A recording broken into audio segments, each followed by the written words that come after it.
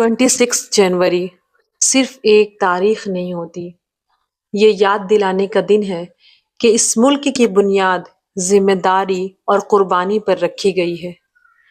आज मैं उन माँओं से बात कर रही हूँ जो यूनिफॉर्म पहनकर देश की हिफाजत करती हैं, और उन माँओं से भी जो बिना यूनिफॉर्म के घर और बच्चों की दुनिया संभालती हैं। फर्क सिर्फ इतना है, किसी की ड्यूटी दिख जाती है, किसी की ड्यूटी खामोशी में होती है, लेकिन दोनों ही इस देश को रोज बना रही होती हैं। अगर आज आप थकी हुई हैं, फिर भी मुस्कुराकर अपना फर्ज निभा रही हैं, तो याद रखिए, आप भी इस रिपब्लिक का हिस्सा हैं।